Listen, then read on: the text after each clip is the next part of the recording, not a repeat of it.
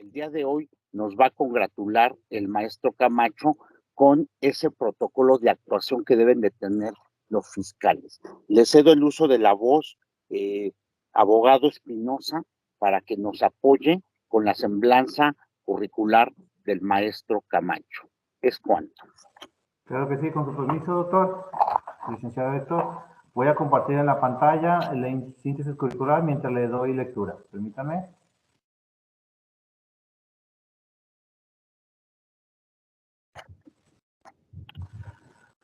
Leeremos la reseña curricular del maestro Jorge Alberto Camacho Delgado. Tiene la licenciatura en Derecho de la Universidad Autónoma de México en Campus Acatlán de la UNAM, Acatlán, Estado de México. Tiene como especialidades la especialidad en Derecho Penal en la Dirección de Estudios de Posgrado de la Universidad Nacional Autónoma de México, especialidad en el Sistema Penal Acusatorio y Juicios Orales, Instituto Nacional de Ciencias Penales, INCAIPE, especialidad en Defensa Penal Federal, Instituto Federal de la Defensoría Pública del Poder Judicial de la Federación, especialidad en formación de defensores en el Sistema Penal Acusatorio Adversarial, Juicios Orales, Instituto Nacional de Estudios Superiores en el Derecho Penal AC, INDEPAC, especialidad en Justicia Penal para Adolescentes, Universidad Contemporánea de la Universidad de las Américas. Maestrías. La maestría en Derecho Procesal Penal con orientación en el procedimiento penal acusatorio y juicios orales del Instituto Nacional de Estudios Superiores en Derecho Penal, INDEPAC. Maestría en Derecho Familiar, Universidad de Pentatlao, antes Instituto de Ciencias Jurídicas de Estudios Superiores, SC. Maestría en Comportamiento Criminal por el Instituto de Ciencias Forenses y Criminológicas de la Universidad de Ciencias Forenses. El máster tiene certificación en máster en el Derecho Probatorio en Procesal Penal, primera edición por la University of Barcelona. Como doctorados, tiene doctorado en Derecho Constitucional y Derecho Penal del Instituto Nacional de Estudios Superiores de Derecho Penal, INDEPAC. Doctorado en Derecho Penal, Constitucional y Derechos Humanos por la Universidad Contemporánea de las Américas. Tiene también doctorados honoris causa por la Federación Iberoamericana de Abogados, La Habana, Cuba, también doctor honoris causa en Derechos Humanos por la Interamericana Institute of Research Detection of Human Rights. Doctor honoris causa por World University of Sciences, Seattle, Washington.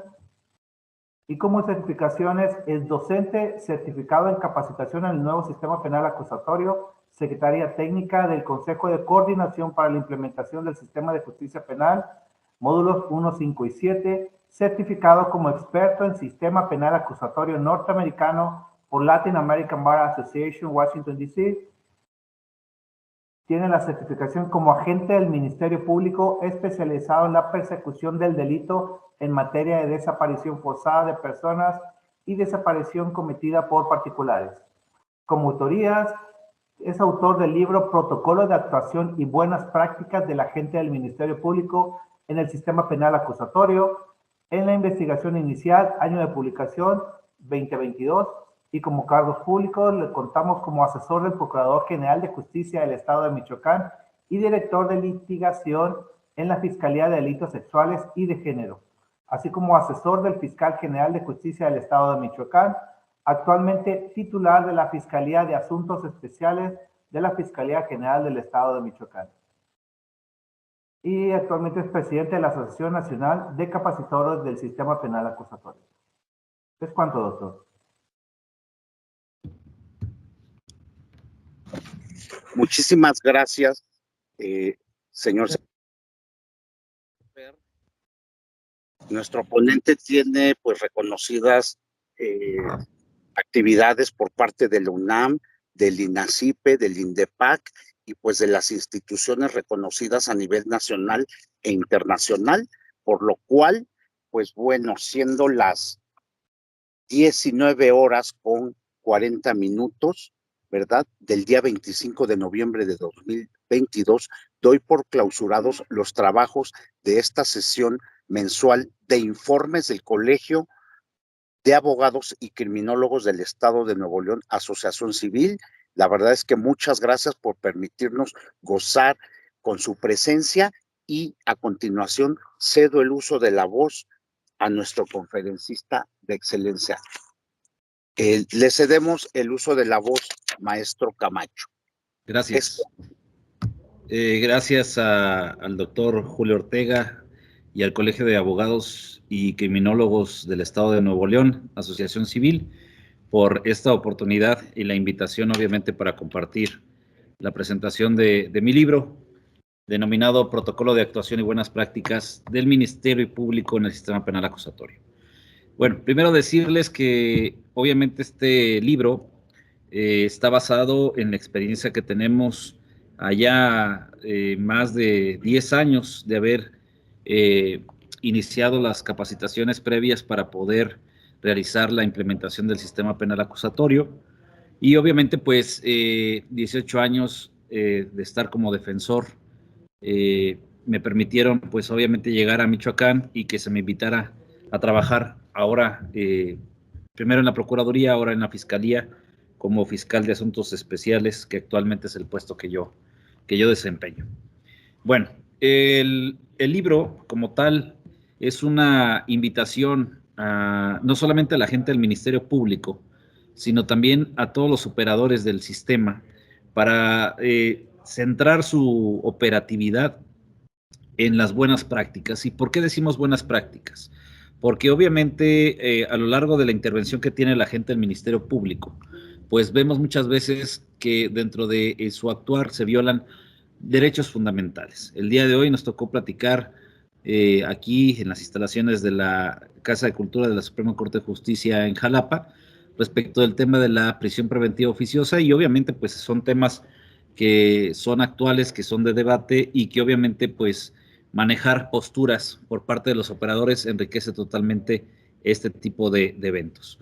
En lo particular, el protocolo de actuación y buenas prácticas es una invitación para que la gente del Ministerio Público, en primer lugar, conozca de las actividades y de las facultades que tiene la gente del Ministerio Público, no solamente en el artículo 21 constitucional, que ustedes saben, como abogados y criminólogos, que el agente del Ministerio Público es quien dirige la investigación. Y el mismo artículo 21 constitucional habla de las funciones que tiene el Poder Judicial para imponer, modificar las penas y medidas de seguridad. En razón de ello, el agente del Ministerio Público, en este protocolo de actuación y buenas prácticas, lo primero que debe de aprender es obviamente cuáles son las facultades que le confiere la norma. Y hacemos un llamado, obviamente, a la gente del Ministerio Público como operador, porque acuérdense que todo hecho que se investiga se deriva de una denuncia, querella o acto equivalente para efecto de que en su momento se inicie con la investigación. Sin lugar a dudas, el poder tener en un momento dado la primera intervención de la gente del Ministerio Público irroga el hecho de que el agente del Ministerio Público tenga el conocimiento de lo que va a hacer, porque obviamente la cuestión es no solamente que en la práctica vemos que el agente del Ministerio Público es el que en su momento se entera de los hechos denunciados aproximadamente entre 2 y 3 horas después, para efecto de la intervención que ya tuvo el primer respondiente, que ya tuvo en su momento a lo mejor los peritos y la policía de investigación, pero posteriormente lo que vamos a ver es que el Ministerio Público está en su oficina y parte de una investigación en donde él ni siquiera dirige. Uno de los primeros capítulos que yo le dedico a este libro es los conocimientos básicos de la gente del Ministerio Público en el sistema penal acusatorio. Y con esto empezamos a ver que el Ministerio Público no solamente tiene que obedecer a 5 principios rectores que, como todos ustedes ya saben, pues es la inmediación, la publicidad, la concentración, la continuidad y la contradicción, sino que también el artículo 20 constitucional habla de diversos principios constitucionales como lo pueden ser la carga de la prueba, la convicción de culpabilidad, en su momento también hablar de la ilicitud, de la nulidad, de la ilegalidad, de la igualdad procesal, igualdad ante la ley, y que todos esos principios constitucionales, incluyendo también el de presunción de inocencia, pues hacen que el actuar de la gente del Ministerio Público no solamente atienda los intereses de acusar, sino como el mismo artículo 20, apartado A, fracción primera habla, se tienen que cumplir los principios o los objetivos del sistema penal acusatorio, que es esclarecer los hechos, proteger al inocente, que el culpable no quede impune y que se reparen los daños. Precisamente, los conocimientos básicos del agente del Ministerio Público que hago valer o que pongo a consideración del lector en este libro es que el Ministerio Público no solamente se tiene que aprender el Código Nacional de Procedimientos Penales al derecho y al revés, cosa que muchos abogados hacen de manera errónea, sino que también tenemos que saber de constitucionalidad y convencionalidad, porque son principios que regulan desde el artículo 1 constitucional lo que denominamos parámetro de control de regularidad constitucional. Y eso obliga a la gente del Ministerio Público a que debe de partir su actuación desde la Constitución, los tratados internacionales, a un segundo escalón que sería el Código Nacional de Procedimientos Penales como una ley secundaria. Pero también el agente del Ministerio Público debe de establecer que todos los actos de investigación que va a realizar, sea de aquellos que no requieren autorización judicial o sea de aquellos que requieren autorización judicial, los haga respetando la dignidad humana como base o pilar fundamental de los derechos humanos. Y aquí es donde empezamos a estudiar el artículo 131 del Código Nacional para verificar cuáles son las facultades que tiene la agente del Ministerio Público. También el artículo 8 de la Ley Orgánica de la Fiscalía del Estado de Michoacán y en su caso la Ley Orgánica de la Fiscalía General de la República habla de una serie de facultades que tiene la agente del Ministerio Público. Y les pongo a consideración de ustedes: iniciar la investigación, ejercer funciones de investigación respecto de los delitos en materias concurrentes, ordenar a la policía y a sus auxiliares la práctica de actos de investigación, instruir a las policías sobre la legalidad, pertinencia, suficiencia y contundencia de los indicios, solicitar al órgano jurisdiccional la autorización de actos de investigación y todo lo que conlleva a que el Ministerio Público tenga una presencia activa desde la denuncia, querella o acto equivalente. Pero la pregunta sería, ¿realmente en la práctica vemos a la gente del Ministerio Público en el lugar de los hechos? La respuesta es no. Por ello, una de las situaciones que también me aboco a estudiar en este libro es que se propone que el Ministerio Público sea un Ministerio Público de campo. ¿Por qué en la práctica se pudiera desestimar esta versión del Ministerio Público de campo? Porque muchos de los abogados, de los operadores, dicen que el Ministerio Público se contamina. Y yo preguntaría, ¿de qué se contamina? Si al final de cuentas el Ministerio Público que vaya a realizar los actos urgentes, los actos de campo, en donde dirija la investigación, donde le diga a los peritos qué deben de realizar, donde le diga a los policías de investigación a quienes deben de entrevistar y para qué, de acuerdo a la teoría del caso que va a asumir, pues no debe ser el mismo Ministerio Público que va a integrar la carpeta de investigación. Y me dirán, bueno, entonces, ¿para qué quieres a un Ministerio Público en el campo? Precisamente para evitar violaciones a derechos humanos. Y les pongo el siguiente ejemplo. En un asunto en Tamaulipas, una policía de investigación está siguiendo para esclarecer los hechos de un feminicidio y un parricidio, en donde ven que por cerca de una gasolinera pasa el vehículo donde dejan los dos cuerpos de las víctimas. La policía de investigación toca a la puerta de la oficina de la gasolinera, que como sabemos es un lugar público, pero es una empresa al final de cuentas que tiene una representación legal y un representante legal.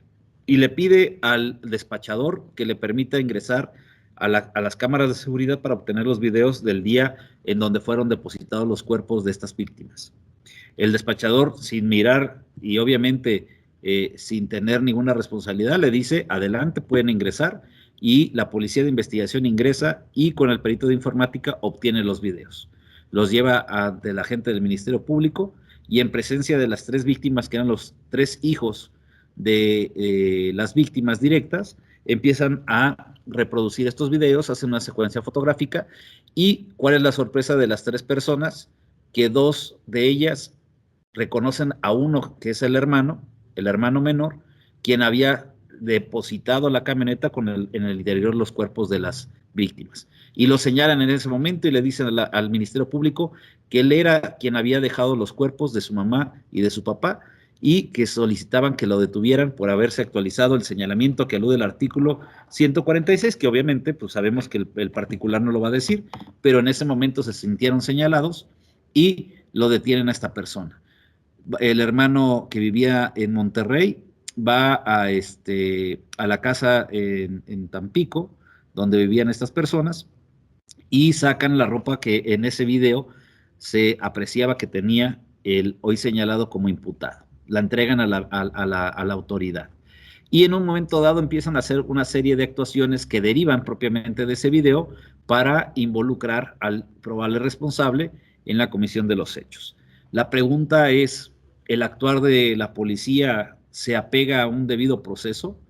¿Realmente la actuación de la policía y los peritos respetan derechos fundamentales? En un momento dado, los actos que derivaron de la investigación y la detención de esta persona son lícitos, y la respuesta sería no. ¿En razón de qué? Artículo 290 del Código Nacional.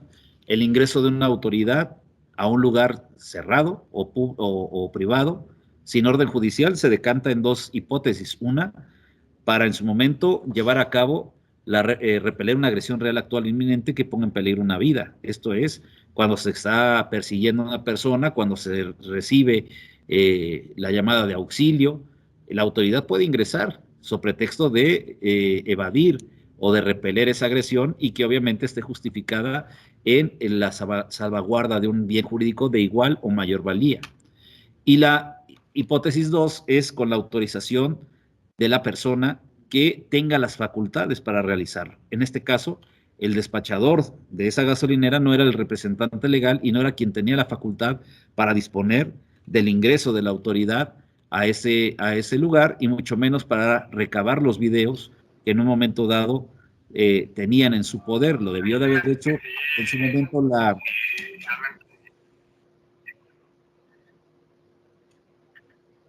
Hay un micrófono activado. Lo debía de haber hecho en su momento el apoderado legal y ratificarlo ante el órgano jurisdiccional en el plazo de 5 días, como lo dice el Código Nacional en su artículo 290, fracción segunda. El que el hermano que no vivía en la casa donde está el imputado se meta a su cuarto, saque las prendas y se la entrega a la autoridad, pues también requería posiblemente de una orden de cateo para poder obtener esas prendas, e invariablemente todo lo que se derivó de la ilegalidad del actuar de la policía y de los peritos se converge en lo que es una ilicitud. Y al artículo 101 del Código Nacional nos habla obviamente del proceso, o en este caso de la figura del principio de lo que se llama el efecto corruptor, el efecto expansivo, que no es otra cosa más que la teoría del fruto del árbol envenenado, que todo lo que nace de un acto ilícito, pues tienes las mismas consecuencias de ilicitud. Entonces, aquí precisamente una de las posturas que tengo yo en este libro es establecer que el Ministerio Público también cumple el parámetro de control de regularidad constitucional y también lleva a cabo lo que se llama el control difuso de la Constitución. Si ustedes analizan el artículo primero constitucional en su tercer párrafo, habla de que todas las autoridades, todas, en el ámbito de sus competencias, deberán promover, proteger, respetar y garantizar los derechos humanos, bajo principios que universalidad, interdependencia, indivisibilidad y progresividad. Este artículo fue creado para manejar lo que anteriormente se contenía como el control concentrado que se le dejaba o depositaba al Poder Judicial de la Federación, para efecto de evitar la violación a derechos fundamentales en un proceso penal. El día de hoy, no solamente el Ministerio Público vigila que el actuar de la policía sea pegada a la norma constitucional, pues ustedes vean el artículo 149 del Código Nacional y habla del control de la detención que hace el Ministerio Público en sede ministerial. Verifica que en su momento la policía haya actuado bajo los parámetros del artículo 16 constitucional y que la detención de las personas y los indicios se apeguen a la norma constitucional. De no hacerlo así, pondría en libertad a las personas y también podría sancionar administrativa y penalmente al policía que no realiza su labor de acuerdo a la Constitución. ¿Por qué el policía también realiza este control difuso? Porque al momento de llevar a cabo la detención, en razón de lo que dispone el artículo 7.2 de la Convención Americana de Derechos Humanos, es que puede limitar la libertad personal bajo las condiciones que establece el artículo 16 constitucional. Puede detener a una persona por cometer alguna violación administrativa, puede detener a una persona en delito flagrante, por caso urgente, y de todas las hipótesis que nosotros manejamos en la Constitución y que le da parámetro de regularidad constitucional al actuar de la policía. Pero también al momento de que se hace la lectura de derechos, tiene un importante cumplimiento la convencionalidad y la constitucionalidad del actuar de la autoridad, porque los derechos que le lee no son simples manifestaciones, son los respetos a los derechos fundamentales de una persona que, si bien pudo haber cometido un hecho con apariencia de delito, va a ser detenida, y la lectura de derechos hace patente el conocimiento de la autoridad y el ejercicio del derecho constitucional y convencional de esa autoridad. Ejemplo, cuando lo detiene le tiene que explicar por qué, en razón del artículo 7.2, y como ya lo decía la convención, en donde le tiene que indicar el motivo de la detención. Le tiene que decir que tiene derecho a guardar silencio, porque obviamente sabemos que es un principio a la no autoincriminación. Tiene derecho a nombrar un defensor, principio constitucional, artículo 20, apartado B, fracción octava de la Constitución, 113 del Código Nacional, 8.2 de la Convención Americana, 14.3 del Pacto Internacional de Derechos Civiles y Políticos, y todo lo que lo que conlleve a no solamente a designar un defensor, sino que el defensor sea licenciado en Derecho. Tiene derecho en su momento a tener un traductor, intérprete, a efecto de que facilite la comunicación si es extranjero, si le habla alguna lengua extranjera o alguna lengua indígena de la cual se tenga que imponer la autoridad para proveerle de ese intérprete o traductor. También tiene derecho en su momento a alguna llamada, porque una de las situaciones que es la incomunicación está prohibida en el artículo 22 constitucional, pero también tiene derecho a que su embajada tenga conocimiento de esa detención, porque sabemos que el Pacto Internacional o el Tratado Internacional del Tratado de Viena habla de que los derechos de los extranjeros tienen que ser también defendidos por el consulado del cual sean ellos originarios. Si no, pregúntenle a Florence Cassés de dónde se agarró la defensa, y obviamente avalado por la Suprema Corte de Justicia en su momento, para decir que se violaron derechos fundamentales.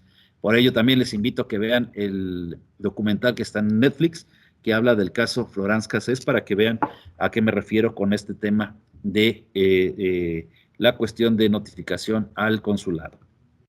Y también se le hará patente la cuestión de la presunción de inocencia, que parecería que es un tema nada más de una regla de trato, pero esto lo vemos nosotros día a día con la jurisprudencia de la Suprema Corte de Justicia, en donde nos dice que es una regla de trato procesal, que es una cuestión de valoración de la prueba, ¿sí? Porque la persona, cuando es juzgada, puede inclusive no ofrecer medios de prueba y su silencio no será utilizado en su contra.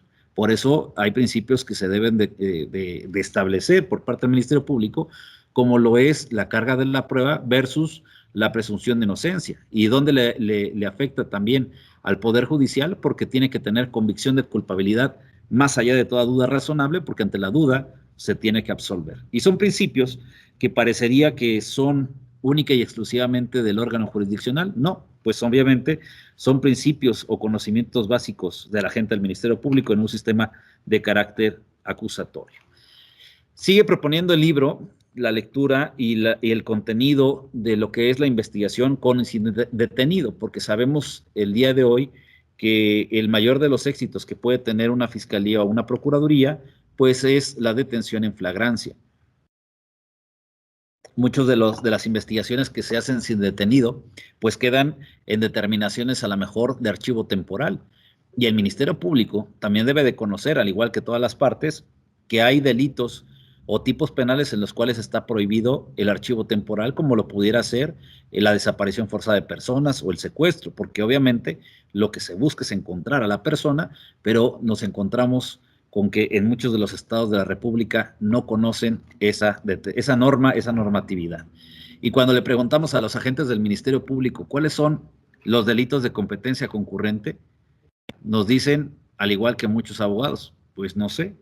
Y obviamente hay delitos de competencia concurrente porque tanto pueden conocer delitos federales la Federación como, en su caso, el agente del Ministerio Público del Fuero Común. Ejemplo, desaparición forzada, secuestro, narcomenudeo, trata de personas, delitos forestales y aquellos que en su momento permita que una ley federal sea de competencia concurrente entre la Federación y, en su momento, el Fuero Común, como también los de tortura.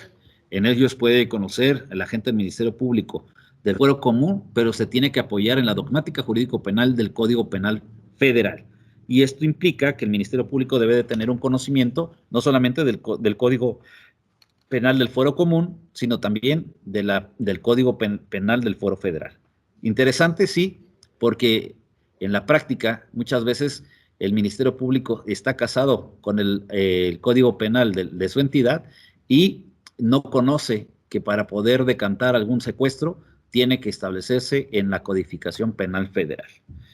Ahora, cuando vemos que también el Ministerio Público debe de conocer de la intervención de los peritos, es muy importante lo que se trata de proponer en este libro, cuando le decimos al Ministerio Público que debe de conocer las ciencias forenses utilizadas por el agente del Ministerio Público. ¿Pero qué creen? No solamente es una situación que deba de conocer el Ministerio Público, sino también los abogados. Si ustedes el día de hoy quisieran saber si una mordedura que tiene un niño de 1 año que es presentado ante el hospital sin signos vitales y tiene en la planta del pie una mordedura, tendríamos que analizarlo primero si es una mordedura de animal o es una mordedura de humano. Para eso hay una reunión que se tiene que hacer entre el veterinario forense y la odontóloga forense para determinar si las piezas dentales dan lugar a que sea de un animal o de una persona. Cuando se determina que es de una persona, se excluye al veterinario y la odontóloga tiene que hacer un molde para verificar cuáles son las piezas dentales que se pueden identificar, y de ahí el agente del Ministerio Público puede determinar con el iris, con las huellas dactilares, con la dentadura, con el ADN y en su momento con la genética, cuáles son los signos característicos de las personas para poderlos identificar. Esto quiere decir que el Ministerio Público debe de conocer, al menos lo que se invita en el libro, es a que conozca criminalística, criminología, medicina forense, hechos de tránsito, dactiloscopía, genética forense, grafoscopía, fotografía, psicología, trabajo social, acústica, balística, patología, química, poligrafía, antropología, odontología, veterinaria, psiquiatría, contabilidad, ingeniería civil, mecánica automotriz, cerrajería, topografía, agrimensura, informática forense, entre otras, que debo de presumirles, a menos que yo me equivoque, la Fiscalía General del Estado de Michoacán tiene un catálogo de de servicios periciales que está a disposición de todas las personas y que ustedes lo pueden descargar en la página de la Fiscalía de Michoacán. Ustedes se meten a trámites y ahí en el apartado de trámites viene un apartado donde dice catálogo de servicios periciales. Sería interesante que ustedes lo pudieran descargar, porque además que es gratuito, les dice cómo los agentes del Ministerio Público pueden y deben solicitar una pericial, cuál es el objetivo de la pericial, qué deben de obtener de los servicios periciales y lo más importante, adentrarse en cómo le deberían de preguntar en juicio oral a un perito, porque la realidad es que al momento de que un Ministerio Público quiere preguntarle sobre el desarrollo de un dictamen pericial a un perito, muchas veces vemos que no conoce ni siquiera del tema. Y esta es una invitación, obviamente, para que el Ministerio Público, pero también las partes, sepan si lo que obra en la carpeta de investigación nos va a llevar, obviamente, al éxito o al fracaso de la investigación. Se los voy a compartir, así como les voy a compartir algunos otros libros y tesis que lo haré llegar a través de su presidente. Entonces, ¿por qué es importante establecer protocolos de la gente del Ministerio Público? Porque nosotros como operadores basamos la actuación, ya sea de defensor o ya sea de asesor jurídico victimal, a través de la actividad que realiza el Ministerio Público. Y si la actividad del Ministerio Público no cumple principios como fundamentación, motivación, congruencia, exhaustividad, pues obviamente el actuar es ilegal por parte del Ministerio Público. ¿Cómo se decanta una buena defensa? Aprovechando los errores que realiza la gente del Ministerio Público, porque la defensa en este sistema, si una carpeta de investigación está muy bien integrada, si está bien acreditado el hecho y la responsabilidad penal, pues obviamente da lugar a que la defensa pueda adentrarse en lo que son las formas de determinación anticipada, que ustedes saben que podremos hablar de un acuerdo reparatorio o una suspensión condicional, a lo mejor un procedimiento abreviado, pero evitar en lo posible lo que se llama el juicio oral. También existe otra figura que muchas veces no conocemos y el libro lo invita a conocerlo, lo que es los criterios de oportunidad, que propiamente habla de una negociación con el agente del Ministerio Público para que se extinga la acción penal. Y en este tema de la extinción de la acción penal, yo les diría que qué es lo que debe de saber no solamente el Ministerio Público, sino la defensa, el asesor jurídico, el juez, de donde se desarrolla el proceso penal acusatorio. Pues precisamente se propone en el capítulo 5 que el Ministerio Público conozca lo que llamamos nosotros la teoría del caso. ¿Cómo se compone una teoría del caso? Se compone con un presupuesto fáctico, jurídico y probatorio, que obviamente debe de establecer el agente del Ministerio Público desde el inicio de la investigación para saber cuál precisamente es la línea de investigación que va a seguir. ¿Cuál es el caso?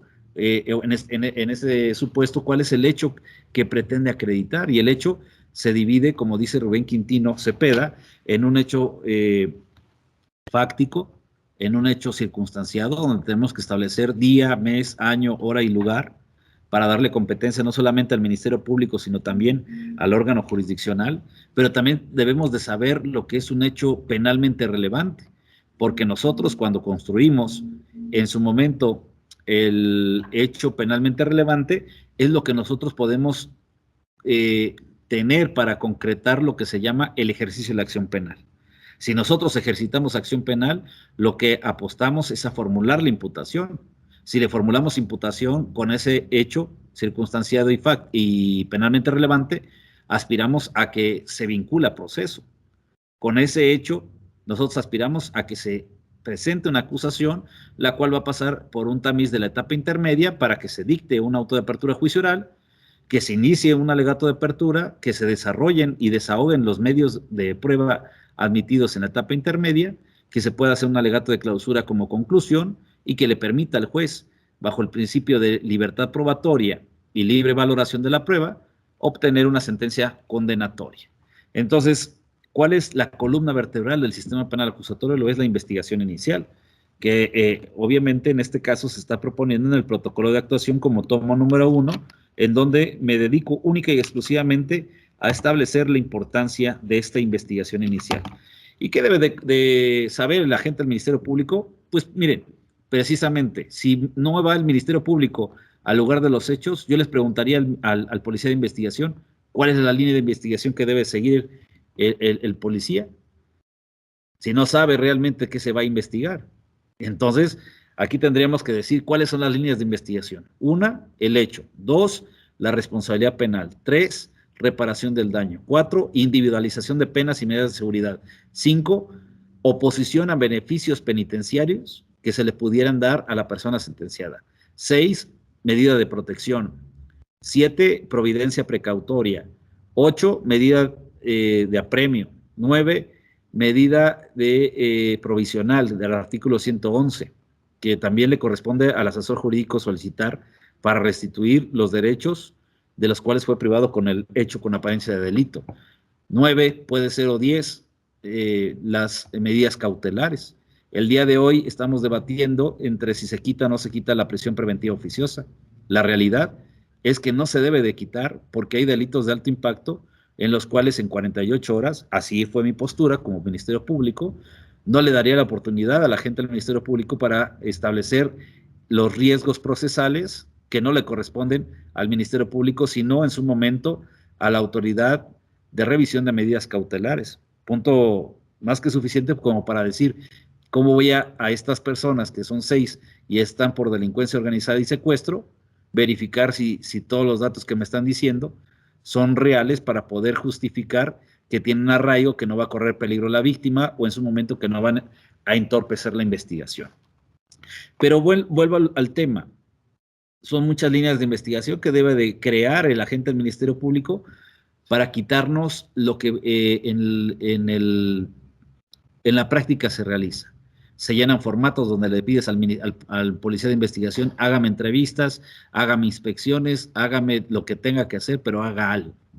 Aquí en concreto lo que se propone es que el Ministerio Público, al saber de la denuncia de hechos, querella o acto equivalente, pues en su momento determine cuál es la línea de investigación y obviamente le diga al policía cuál o cuáles son los actos que se debe de seguir y cómo los debe de pedir para no violentar derechos humanos. Ejemplo, el caso que les decía, lleva un niño, la mamá lleva al niño de 1 año, 1 mes al hospital, aparentemente sin signos vitales. Sale el médico de urgencia, le trata de dar reanimación y obviamente esto es infructuoso.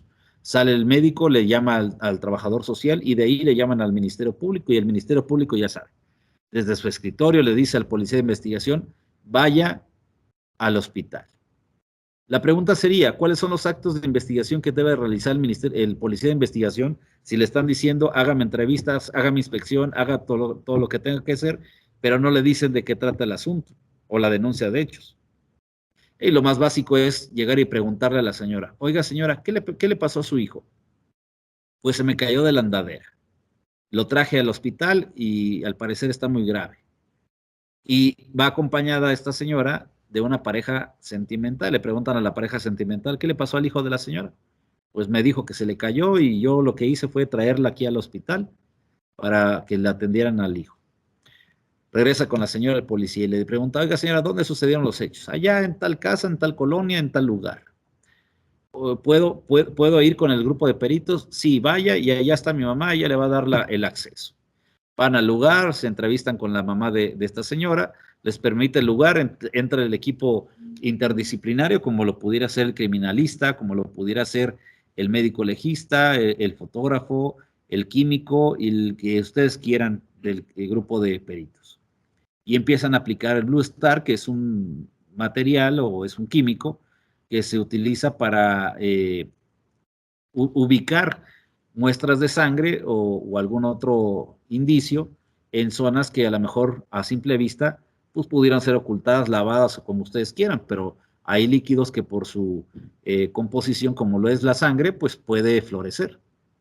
Y en este sentido, pues se dan cuenta que no es solamente la andadera, sino que hay ropa del menor ensangrentada, hay embarramiento en las paredes, y eso da lugar a tener diversas hipótesis de las que nos dijo la señora. Regresan con el Ministerio Público y le dicen, oiga, jefe, pues el niño no solamente trae un golpe muy fuerte en el vaso, que fue lo que aparentemente le privó de la vida, sino que también tiene 26 lesiones que las que interesan. Es una quemadura de cigarro, trae una mordedura en la planta del pie y pues todo eso pudiera dar lugar a otras cosas. Pero el policía ignora qué cosas, porque obviamente no están acostumbrados a establecer la cuestión dogmática y científica de la investigación. Esto, para no hacerse las cardíacas, pues trae como consecuencia de que el Ministerio Público, con lo que tiene, pide orden de aprehensión, incluyendo que les pidió una toma de muestras de la dentadura a cada uno de ellos, y el juez de control resuelve lo siguiente. De acuerdo a la naturaleza del hecho, el actuar de la policía es ilícito. ¿En razón de qué?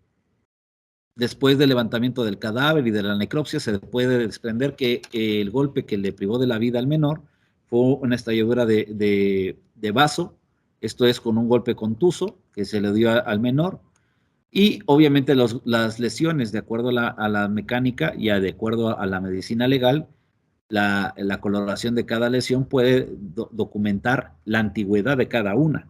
Y eso da lugar a establecer que el niño era maltratado, lo que consiste o lo que corrobora la perito en psicología, que de acuerdo a una autopsia psicológica puede determinar que en su momento se presenta el fenómeno de Kempe. ¿Qué es el fenómeno de Kempe? Pues es el fenómeno del niño maltratado.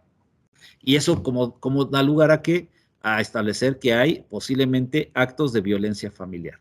Si nos remontamos a que el policía interrogó a la mamá, que pudo haber sido la que golpeó, o no haber golpeado, pero no evitó lo que tenía que evitar de acuerdo a lo que se llama la calidad de garante, que en todos los códigos penales existe el hecho de que una persona, al tener la patria potestad, tiene la calidad de garante de sus hijos.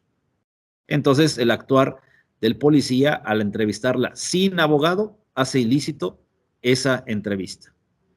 de acuerdo a la entrevista que le hacen a la pareja sentimental, también es ilícita porque nosotros tenemos un derecho fundamental que establece el artículo 4º constitucional en relación con el 29 segundo párrafo de la Constitución, en donde habla el derecho a la familia.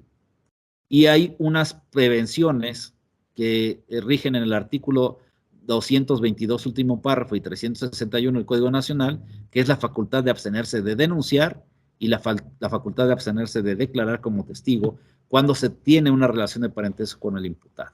Como no se le hizo de conocimiento esta situación a la pareja sentimental, pues el actuar de la policía es ilícito. Cuando va la policía e ingresa al domicilio donde ocurrieron los hechos, dice el artículo 251, no recuerdo si es la fracción primera o segunda, que es un acto de investigación que no requiere autorización judicial, pero ¿qué creen? Cuando se pide autorización, en este caso a la madre, a la abuela entonces del niño o de la víctima directa, requiere que esa autorización sea ratificada ante el órgano jurisdiccional, lo que no aconteció así, motivo por el cual todo lo actuado en el lugar de los hechos, cuando se deriva de la autorización para ingresar por parte de un particular, deriva en la ilicitud de la autoridad. Y por último, si tomamos en consideración que se les tomó una impresión de muestras dentales sin presencia de un defensor, sin explicarles que esas pueden ser utilizadas en su contra y que en un momento dado pudiera ser prueba en contra de ellos, pues también hace ilícito el actuar de la policía de investigación. Motivo por el cual es uno de los ejemplos que motivó al suscrito para poder tomar en consideración que el actuar del Ministerio Público desde los primeros actos de investigación tiene que ser dirigido directamente con él y que en un momento dado, cuando haya terminado su intervención en estos actos urgentes, puede conocerlo otro agente del Ministerio Público que no haya intervenido para efecto de que se garantice la imparcialidad y la probidad y lo que llama el artículo 128, que es el deber de lealtad e imparcialidad del Ministerio Público. Y les voy a poner un ejemplo que sostiene la tesis que estoy manejando en este libro. Los actos de investigación denominados reconocimiento de personas en el artículo 277 del Código Nacional habla precisamente de que cuando se haga el reconocimiento en fila con 5 personas, o no dice el número, pero al menos con 5 o 6 personas con las características físicas similares de la persona que va a ser reconocida, tiene que dirigirla un Ministerio Público. No lo dice así porque ha sido materia de interpretación de la Suprema Corte de Justicia. Dice una autoridad distinta a la que dirige la investigación. ¿Quién lo dirige? Pues es obviamente que el Ministerio Público, no el policía. Por eso todos los reconocimientos que haya hecho un policía de investigación sin la presencia del Ministerio Público son nulas. Pero volvamos al tema. El Ministerio Público que lleva a cabo el reconocimiento que exige el 277, que sea una autoridad quien dirige la investigación distinta, o distinta a quien dirige la investigación, tiene que ser un Ministerio Público, y ese Ministerio Público garantiza únicamente la imparcialidad del acto, la debida diligencia y la probidad con la que actúa el agente del Ministerio Público. Entonces, cuando vemos que estos actos de investigación no se realizan apegados a lo que dice la norma, que las entrevistas no reúnen los requisitos que deben de establecerse de acuerdo al artículo 222, último párrafo, 360, 361 y 362 del Código Nacional, pues rayan en la ilicitud.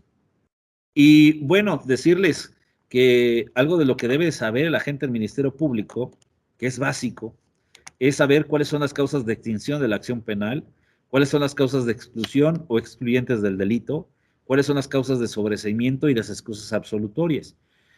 Porque derivado de la dogmática jurídico-penal y la teoría del delito, que también es importante que la gente del Ministerio Público comprenda, siquiera para hacer la clasificación jurídica, pero esto trae a colación de que en muchos de los ministerios públicos no se sabe. ¿Y cuál es la defensa que debe de establecer o qué es lo que debe de establecer la defensa en un auto de vinculación a proceso en un plazo constitucional? Habría que leer el artículo 316, cuarto párrafo, porque para dictar un auto de vinculación a proceso se requieren 2 requisitos de forma y 2 de fondo. De forma es que se le formó la imputación y que se le permita declarar o no declarar.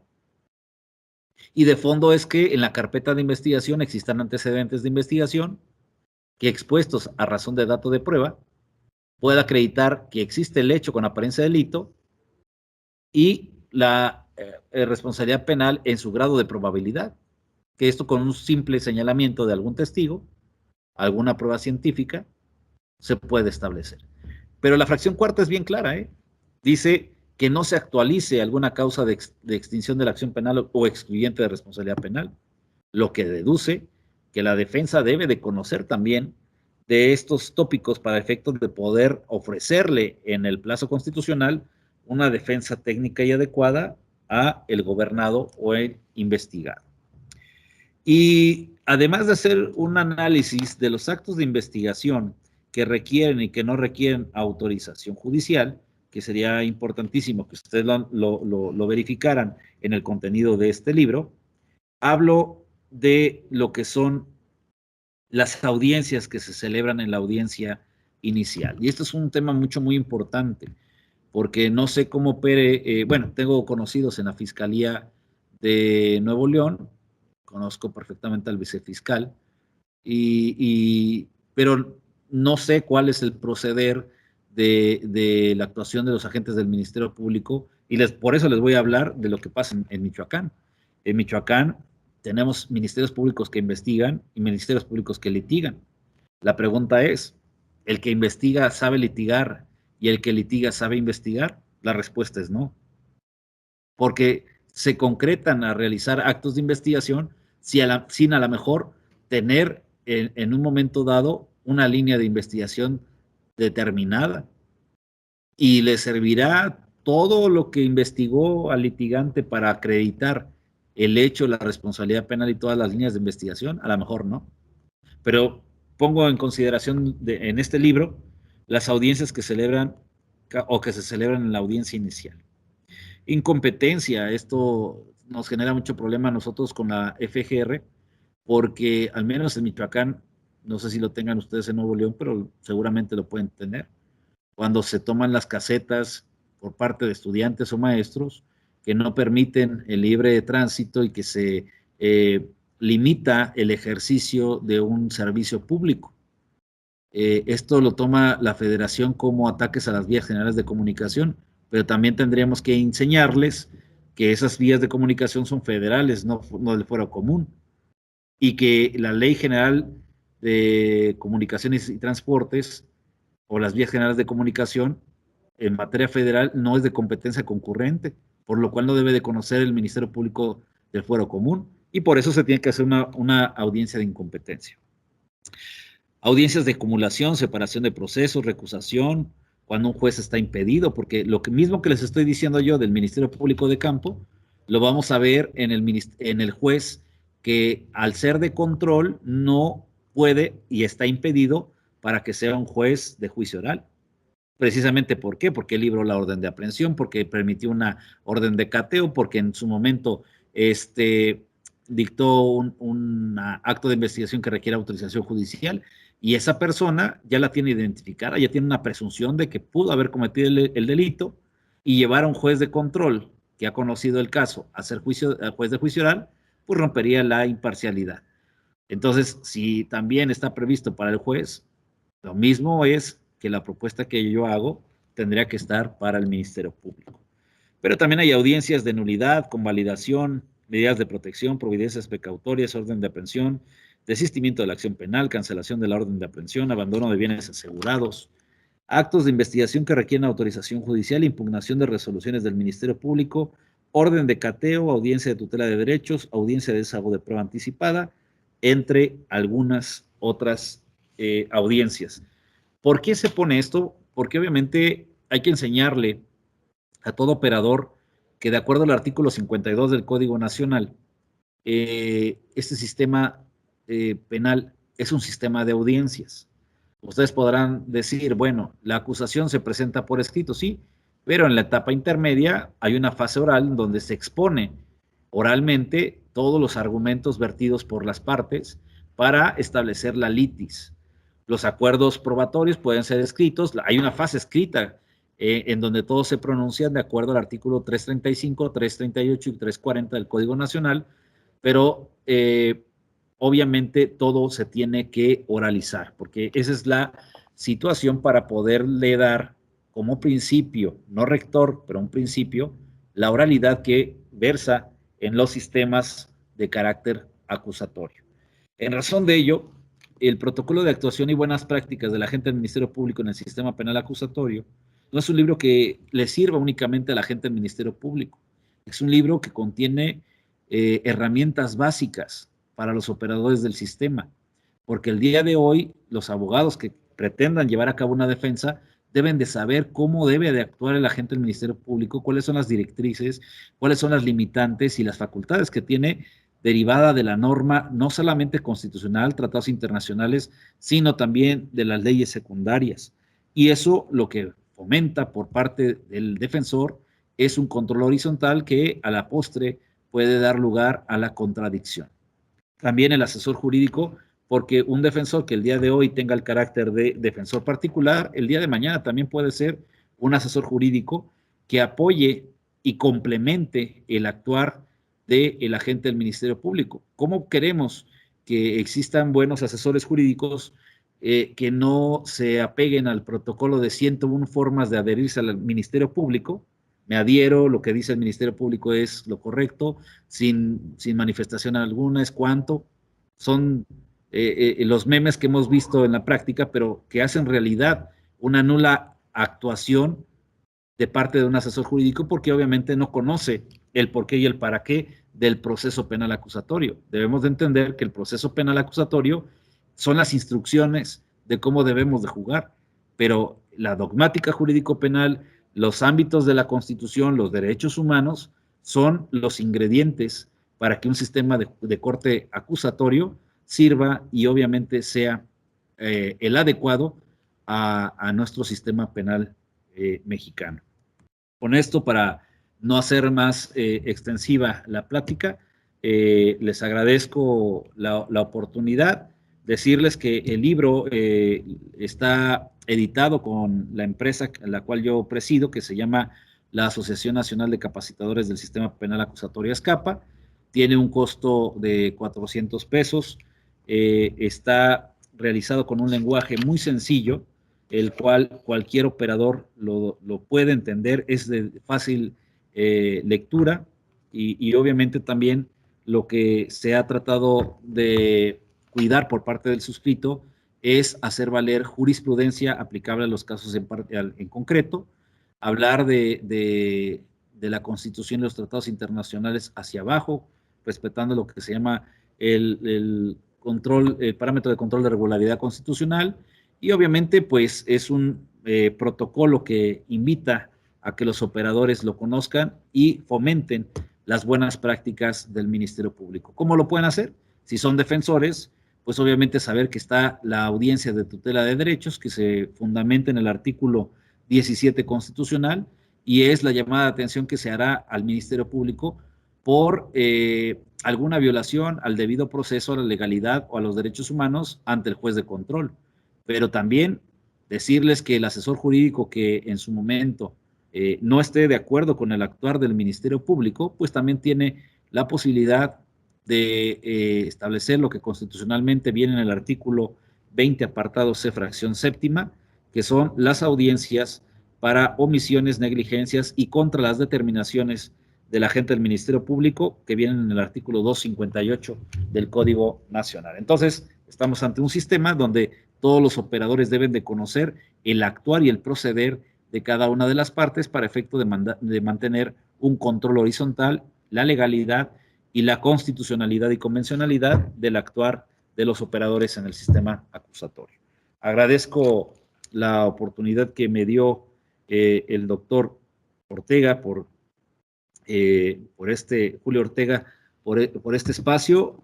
Me pongo a su consideración y disposición para los efectos del libro y obviamente si quiere haber alguna pregunta en relación a esta breve charla de la presentación del libro Protocolo de Actuación y Buenas Prácticas de la Agente del Ministerio Público, pues quedo a sus órdenes.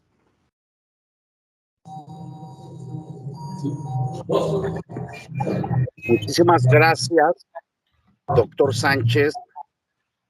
Le agradecemos conferencia magistral y en este momento abrimos las sesiones de preguntas para todos los que se encuentran conectados por si tienen alguna pregunta, alguna cuestión relacionada con la obra literaria de nuestro ponente, el doctor Camacho. Abrimos preguntas. Doctor Pedro García, adelante, doctor Pedro García. Sí, buenas noches. Buenas noches, maestro. Aprovechando que su investidura de fiscal federal, yo tengo una inquietud que ha sido motivo de investigación por parte de mi despacho. Aquí yo quisiera que me diera su opinión. Primeramente le preguntaría que si todos sus peritos oficiales cumplen con la cuestión de la especialidad para la que pericitan. Hablemos de médicos forenses, hablemos de psicólogos clínicos o forenses, si ellos cuentan con ese grado. Esa sería mi primera pregunta para poder enlazar alguna otra. Sí, bueno, reitero, soy fiscal de asuntos especiales en Michoacán. Sin Sí. embargo, decirle que eso es lo que se trata, porque a partir de nosotros trabajamos con una reforma que no solamente tiene que ver con la reforma del sistema acusatorio, sino también una reforma de derechos humanos y la reforma de la ley de amparo.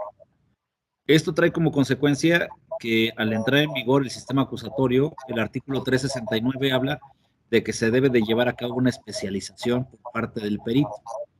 Y les voy a poner un ejemplo. En Monterrey, como en cualquier estado de la República en donde hemos capacitado, pues nos hemos encontrado que los criminalistas no tenían cédula profesional o no tienen cédula profesional, sino que son peritos prácticos. Pues el día de hoy, el artículo 369 obliga a que, como ya es una carrera reconocida por la Secretaría de Educación Pública por la cuestión de la cédula profesional y el título, tiene que tener cédula profesional. En aquellos que son en psicología, en medicina forense, debe de tener cédula profesional y obviamente ser especialista. Y ustedes van a poner el dedo en la llaga cuando se trate de una cuestión donde intervengan niños, niñas y adolescentes. Porque ahí precisamente tiene que haber la especialización. Llámese cuando intervienen niños, niñas, adolescentes como testigos o víctimas, pero también el artículo 64 de la Ley de Justicia Penal para Adolescentes habla de esa especialización cuando se tiene que tener intervención en un proceso penal donde hay niños, niñas y adolescentes como personas imputadas.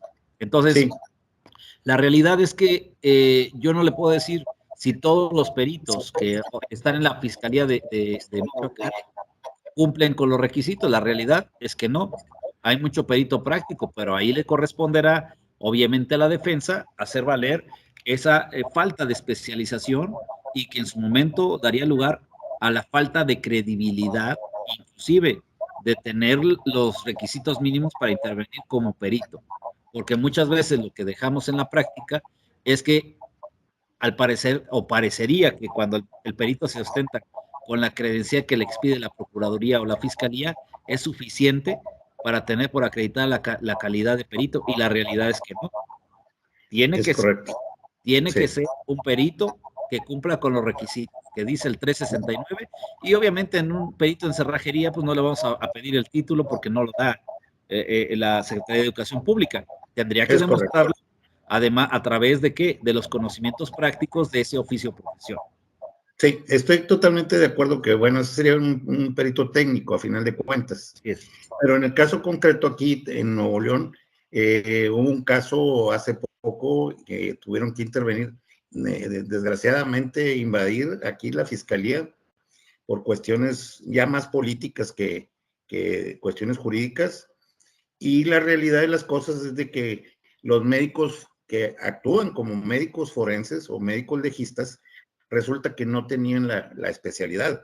Le digo porque yo, en los casos que yo he manejado, en los asuntos, en todos yo verifico y hemos hecho valer esas situaciones ante los jueces y desgraciadamente ellos no nos han hecho caso. La situación es de que yo, a mi juicio, creo que ahí existe una usurpación de profesión, porque es muy clara la ley. Cuando está debidamente reglamentada, tú debes de contar con una cédula profesional, como bien lo dice usted. Aquí la situación es de que los jueces no valoran esos argumentos nuestros que van apegados a derecho, y la realidad es de que no contamos con unos servicios periciales de calidad. Claro, aquí, bueno, obviamente la idea, sé que esto puede impactar, ¿no? Pero al final de cuentas, yo considero que eso se tiene que verificar en un juicio oral donde se le hagan preguntas de idoneidad al testigo para poder establecer que no es el perito que en un momento dado puede dar la información que genere convicción en el juez. Y precisamente por eso yo hago valer, ahorita ya le pasé al doctor Julio Ortega el catálogo de servicios periciales que maneja nuestra fiscalía para que lo comparta con ustedes. Al fin de cuentas es público, pero sería importante sí dejar bien fundado a través de un buen contrainterrogatorio que la persona que pretende dar información que sea susceptible de valoración en la prueba carece a la mejor de la especialización. Y eso obedece obviamente a un contrainterrogatorio y a técnicas de litigación que propiamente se tendrían que decantar en un juicio oral, ¿no? Sí, bueno, la última ya para no quitar tiempo a los compañeros. Mire, esto lo hemos padecido, y a pregunta expresa, porque hemos hecho nuestros los testigos dentro de nuestros medios de prueba que se ofertan en la etapa intermedia a testigos de la fiscalía, los cuales son los peritos, y a preguntas expresas se les ha dicho que cuál es su cédula profesional, y dicen, no, dicen, sí te dan, pero de la licenciatura. Por ejemplo, hablemos de médicos forenses y de psicólogos que deben de ser clínicos o forenses. Estas ciencias están debidamente reglamentadas. La ley de educación lo establece. Y la realidad de las cosas es de que estamos muy mal en la cuestión de justicia, al menos en el Fuero Común, y lo que me ha tocado a mí es decepcionante en Nuevo León, Coahuila. Esos son los estados que más me he topado con ese tipo de situaciones. Claro, pues ahí lo que hay que hacer es recomendarles el libro y que también podamos llevarles una capacitación. Por ahí veía a algún amigo que también está, a Felipe, que está en Azcapa, a Felipe Zacarías, por ahí también lo vi. Él podrá hablar un poco de todo lo que hacemos en capacitación. Inclusive él nos ayudó mucho en capacitaciones que hicimos en Puebla y en otros estados en razón de la policía y del primer respondiente. Esto es de capacitación. El sistema, le vuelvo a decir, no funciona porque se opera un código nacional. Opera bien si hay buenos operadores. Y en razón de ello, pues necesitamos todavía mucha capacitación para poder sacar adelante, obviamente, el compromiso que tenemos a nivel internacional de un nuevo sistema de justicia que, de nuevo, ya no tiene nada. No, ya no. Muchas gracias por las respuestas. Gracias. Muchísimas gracias. Que cedemos el uso de la voz. Torres, adelante, licenciado. Gracias, maestro. Buenas tardes, buenas noches. Tuvimos la oportunidad de verlo aquí en Saltillo, Coahuila, en esta semana. Y la pregunta en relación a lo que nos acaba de manifestar en relación al reconocimiento por persona, ¿qué se puede hacer, maestro, cuando se pide un reconocimiento por personas? En el caso específico, estamos hablando de un abuso de autoridad violento donde los elementos policíacos entran encapuchados. ¿Cómo podríamos hacer el reconocimiento si nada más lo único que tenemos es la media afiliación de las personas y si acaso algún apodo o algún apelativo que les dijeron? Están identificadas las unidades, pero entran encapuchados. Sí, bueno, ahí obviamente para cada tipo para cada tipo penal y para cada investigación tiene sus bemoles.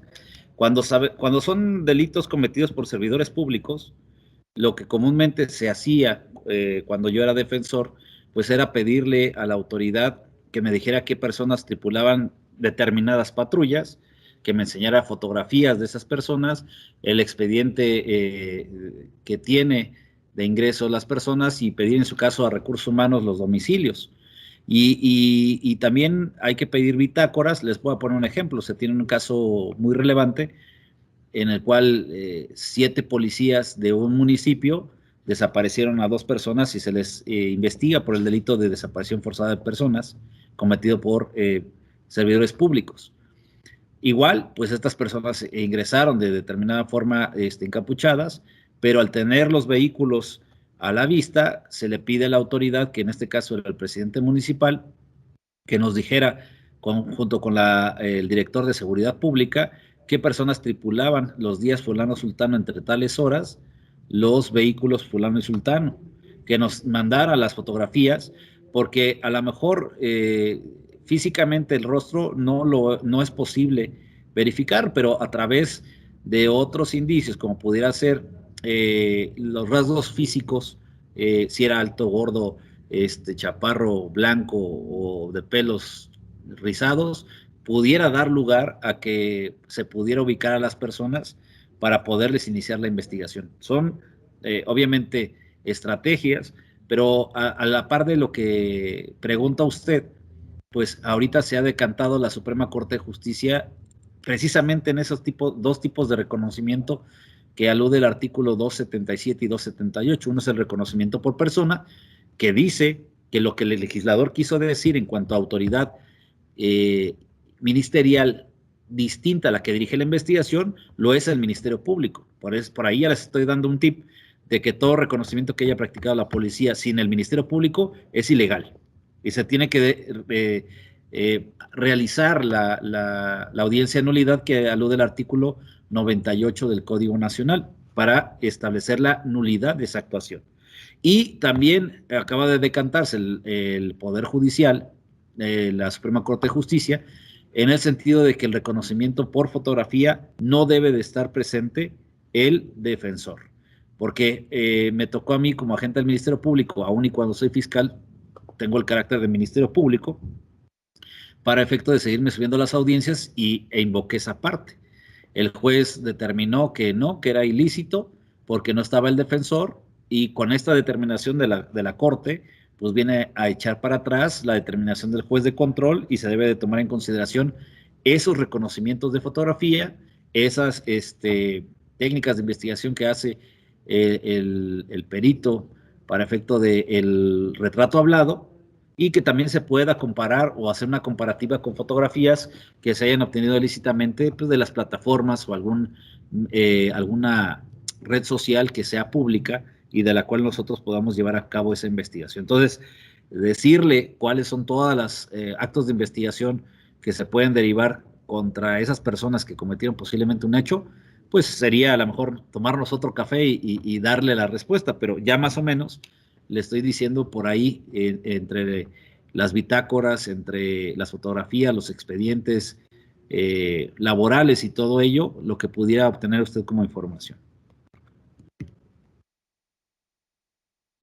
Gracias, maestro. Muchas gracias, Muchísimas maestro. gracias. Le damos las gracias por su magistral ponencia y para ello le voy a dar el uso de la voz a nuestro presidente nacional, el doctor Julio César Ortega. Adelante, doctor. Muchísimas gracias. Bueno, pues en esta noche el Colegio de Abogados y Criminólogos del Estado de Nuevo León, Asociación Civil, otorga el presente reconocimiento al doctor Jorge Alberto Camacho Delgado por su participación como ponente en la magistral conferencia intitulada Protocolo de Actuación de Buenas Prácticas del Agente del Ministerio Público en el Sistema Penal Acusatorio, otorgado en la ciudad de Monterrey, Nuevo León, a los 25 días del mes de noviembre de 2022, y suscribe el maestro José Héctor Sánchez Hernández, presidente ad vitam aeternam de este honorable Colegio de Abogados y Criminólogos del Estado de Nuevo León, Asociación Civil, así como el suscrito Julio César Ortega González, en mi calidad de presidente nacional de esta honorable institución colegiada denominada Colegio de Abogados y Criminólogos del Estado de Nuevo León, Asociación Civil. Muchísimas gracias, maestro, doctor, y por favor, les pido un caluroso aplauso en favor del doctor Camacho. Muchas gracias.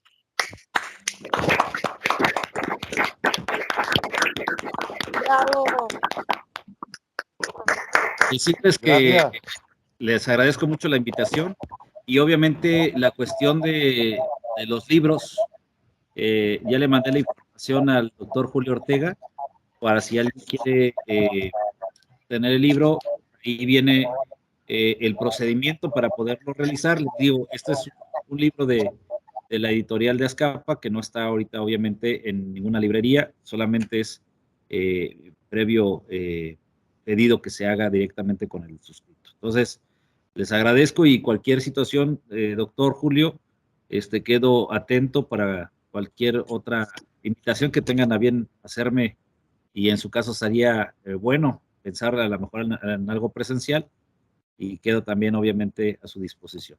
Muchas gracias y buenas noches. Muchísimas gracias. A continuación cedo el uso de la voz al maestro Sánchez con la finalidad de que nos brinde unas palabras. Muchas gracias, doctor. Muchas gracias, doctor Julio Ortega. Le doy el día de hoy, pues, tengo el honor de hacerle entrega a nuestro invitado especial. El día de hoy, el Colegio de Abogados y Criminólogos del Estado de Nuevo León le hace entrega de un nombramiento para el cual le voy a dar lectura. Donde hay humildad, hay sabiduría. La membresía del Colegio de Abogados y Criminólogos del Estado de Nuevo León, sabedora de que al hombre se le distingue por el mérito, proveniente de la constante práctica de la virtud, conocimiento, trabajo, honradez, honestidad, rectitud, estudio y lealtad, valores excelsos que lo llevan a ser un hombre digno y por lo tanto merecedor de alcanzar los estadios de grandeza, dándose estos valores en la persona de un distinguido y digno ser humano, profesionista y amigo, quien con su gesto de sabiduría y humildad ha hecho posible que nuestro colegio vea la luz de la sabiduría, por lo que en la asamblea ordinaria del colegio, celebrada en fecha 25 de noviembre del año 2022, por unanimidad se acordó designarle para hoy y para siempre como miembro honorario al maestro Jorge Alberto Camacho Delgado, firmado y otorgado en Monterrey, Nuevo León, el 25 de noviembre del año 2022, firmado por nuestro presidente nacional, el doctor Julio César Ortega González, y por el suscrito presidente habitan maestro José Héctor Sánchez Hernández. Sin más que agregar, un agradecimiento por parte de su servidor en representación de esta asociación colegiada, que lo considera un excelente ponente de alto nivel, de excelencia, y le damos las gracias. Muchas gracias, maestro. Gracias a ustedes y obviamente pues quedo comprometido con ustedes para seguir trabajando. Les decía que Felipe Zacarías también tengo el honor de conocerlo, de ser amigo, y obviamente les dará más a conocer de todo lo que hacemos en la República Mexicana y obviamente en el extranjero por mejorar la práctica de los operadores en este sistema penal acusatorio. Muchas gracias y bueno, quedo a sus órdenes. Doctor Camacho, a todos los presentes, yo les pido que se pongan en comunicación, ya sea con el maestro Sánchez o con un servidor. Yo de entrada pido 2 ejemplares de su obra literaria y pues quienes gusten pueden contactarnos al doctor Sánchez o a un servidor con la finalidad de fomentar esta cultura jurídica que debemos de tener, porque es una obra que debemos de tener en nuestra biblioteca. Entonces, por favor, contáctenos. Yo ya envié a diversos grupos el tema de los peritos que tuvo a bien enviarme el doctor Sánchez, y lo mismo les transmitiré número de cuenta, ¿verdad?, de la institución bancaria donde se tenga que depositar estos 400 pesos, ¿verdad?, que pues bueno, obviamente es muy simbólico para el conocimiento que nos va a transmitir esta obra literaria del doctor Camacho.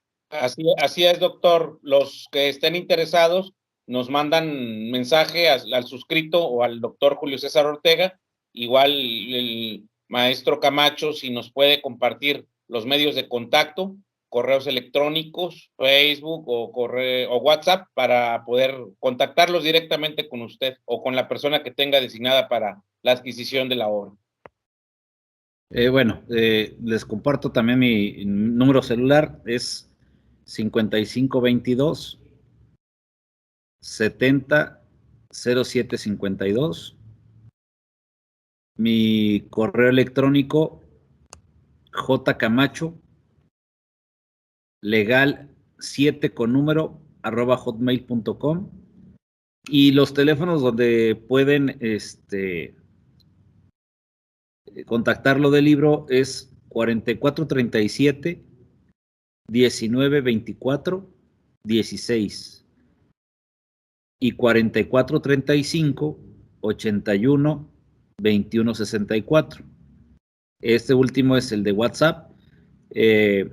La página de Azcapa es www.azcapa, así como suena, ascapa.com.mx.